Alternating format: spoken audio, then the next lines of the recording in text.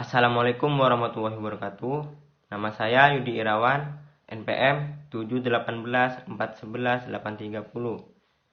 dari Fakultas Hukum Universitas Wiraraja Madura. Saya akan mempresentasikan hasil proposal skripsi saya yang berjudul Perlindungan Hukum Terhadap Tenaga Kerja Outsourcing di Dinas PU Sumber Daya Air Kabupaten Sumeneb. Bab 1. Pendahuluan, yang terdiri dari latar belakang masalah, rumusan masalah, tujuan penelitian, dan manfaat penelitian. Latar belakang masalah. Masalah tenaga kerja diatur dalam pasal 1 ayat 2 Undang-Undang Nomor 13 Tahun 2003 tentang Ketenagakerjaan. Dijelaskan, tenaga kerja adalah setiap orang yang mampu melakukan pekerjaan guna menghasilkan barang dan atau jasa, baik untuk memenuhi kebutuhan sendiri maupun untuk masyarakat. Pasal 1 ayat 2 Undang-Undang Ketenagakerjaan Nomor 13 Tahun 2003 bahwa semua orang boleh bekerja, baik laki-laki maupun perempuan, mampu untuk melakukan kegiatan kerja, menghasilkan suatu barang atau jasa yang bermanfaat untuk dirinya sendiri maupun masyarakat luas yang ada. Berbagai permasalahan terhadap perlindungan hukum para tenaga kerja di Dinas PU Sumber Daya Air pada kenyataan dalam pelaksanaannya masih kurang dari harapan. Hal ini terlihat dari pelaksanaan yang di luar apa yang telah ditetapkan dalam peraturan perundang-undangan ketenagakerjaan, di mana masih didapati membuat peraturan sendiri untuk kepentingannya yang kurang memperhatikan hak-hak dari para tenaga kerja sendiri. Yang para tenaga kerja tidak bisa menuntut haknya di era sekarang ini, di mana banyak instansi yang menggunakan sistem kontrak dengan tenaga kerja tertentu. Berdasarkan uraian tersebut di atas, maka peneliti tertarik untuk mengambil penelitian dengan judul Perlindungan Hukum Terhadap Tenaga Kerja Outsourcing di Dinas PU Sumber Daya Air Kabupaten Sumeneb. Rumusan masalah. 1. Bagaimana perlindungan hukum terhadap tenaga kerja outsourcing? Kedua, bagaimana penerapan syarat waktu kerja, waktu istirahat, dan lembur kerja? Tujuan penelitian. 1. Untuk mengetahui perlindungan hukum terhadap tenaga kerja outsourcing. Kedua, untuk mengetahui penerapan syarat waktu kerja, waktu istirahat, dan lembur kerja. Manfaat penelitian. Ada beberapa manfaat yang dapat diperoleh dari penelitian ini. 1. Secara teoritis, penelitian ini diharapkan dapat memberikan masukan terhadap ilmu hukum ketenagakerjaan yang mengatur tentang tenaga kerja pada khususnya. Yang kedua, secara praktis, penelitian ini diharapkan dapat memberikan masukan pada masyarakat pada umumnya dan tenaga kerja penyedia jasa outsourcing pada khususnya, agar perlindungan hukum terhadap tenaga kerja penyedia jasa outsourcing terjamin. Bab 2. Tinjauan pustaka. Terdiri dari perlindungan hukum, pengertian outsourcing, hak dan kewajiban tenaga kerja dan pengusaha, hubungan kerja, dan perjanjian kerja. Perlindungan hukum. Perlindungan hukum apabila dijabarkan terdiri dari dua suku kata, yakni perlindungan dan hukum, yang artinya memberikan suatu perlindungan menurut hukum atau undang-undang yang berlaku. Undang-Undang Dasar 1945 hasil amandemen dalam pasal 1 ayat 3 menyatakan bahwa negara Indonesia adalah negara hukum.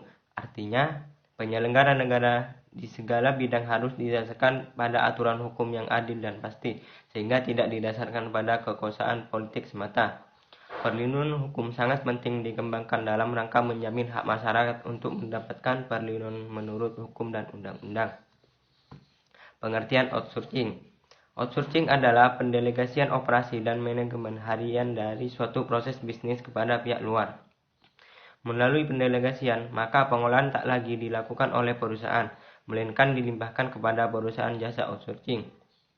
Outsourcing adalah salah satu hasil samping dari Business Process Reengineering, BPR. BPR adalah perusahaan yang dilakukan perubahan yang dilakukan secara mendasar oleh suatu perusahaan dalam proses pengolahannya, bukan hanya sekedar melakukan perbaikan. Hak dan kewajiban tenaga kerja dan pengusaha. Dalam Undang-Undang Nomor 13 Tahun 2003 tentang Ketenagakerjaan menjelaskan tentang hak dan kewajiban seorang tenaga kerja dalam melaksanakan pekerjaannya, yang mana undang-undang tersebut berfungsi untuk melindungi dan membatasi status hak dan kewajiban para tenaga kerja dari para pemberi kerja atau pengusaha. yang sesuai dengan harkat dan martabat kemanusiaan dalam ruang lingkup kerja. Dengan demikian, perlindungan terhadap tenaga kerja dimaksudkan untuk menjamin hak-hak dasar para tenaga kerja dan menjamin pula kesamaan kesempatan serta perlakuan tanpa diskriminasi atas dasar apapun, bahkan untuk mewujudkan kesejahteraan para tenaga kerja dengan tetap memperhatikan perkembangan kemajuan di dunia usaha. Hubungan kerja. Hubungan kerja adalah hubungan antara pekerja dan pengusaha yang terjadi setelah adanya perjanjian kerja.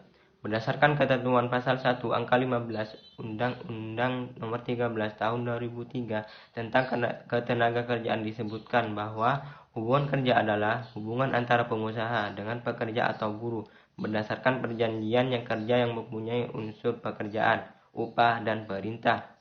Dalam pasal 50 Undang-Undang Nomor 13 Tahun 2003 disebutkan bahwa hubungan kerja terjadi karena adanya perjanjian kerja antara pengusaha dan pekerja atau buruh. Perjanjian kerja disebut secara tertulis atau lisan.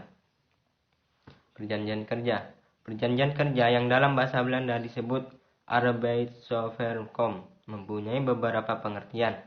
Pasal 1601A KUH Perdata memberikan pengertian sebagai berikut. Perjanjian kerja ialah suatu persetujuan bahwa pihak ke-1, yaitu buruh, mengikatkan diri untuk menyerahkan tenaganya kepada pihak lain, yaitu majikan, dengan upah selama waktu yang tertentu. Ketiga, metode penelitian. Terdiri dari jenis penelitian, data dan hukum, teknik pengumpulan data, dan teknik analisis data. Jenis penelitian. Dalam penelitian ini, penulis menggunakan jenis penelitian hukum sosiologis atau empiris, yaitu penelitian hukum yang dilakukan dengan cara terjun langsung ke lapangan untuk mendapatkan data yang diperlukan berkaitan dengan masalah yang diteliti. Data dan bahan hukum. Data dalam penelitian ini dikaji dari beberapa sumber antara lain: 1. Data primer, yaitu diperoleh dengan cara penelitian lapangan, yaitu melalui cara pengamatan langsung maupun wawancara dengan narasumber.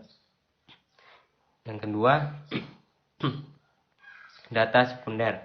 Dalam penelitian ini adalah data yang diperoleh dengan cara penelitian kepustakaan, yaitu penelitian terhadap berbagai literatur atau bahan pustaka yang berkaitan dengan masalah atau materi penelitian. Teknik pengumpulan data. Pada teknik pengumpulan data, peneliti menggunakan beberapa metode untuk mendapatkan data yang dibutuhkan, yaitu 1. Metode interview atau wawancara. Pada tahapan ini, peneliti melakukan wawancara terstruktur yang dilakukan secara langsung kepada tenaga kerja outsourcing dan orang yang bersangkutan. Metode interview ini digunakan untuk memperoleh keterangan yang lebih pasti mengenai penerapan tenaga kerja outsourcing. Kedua, metode observasi. Peneliti melakukan pengamatan secara langsung terhadap keadaan di Dinas PU Sumber Daya Air Kabupaten Sumeneb.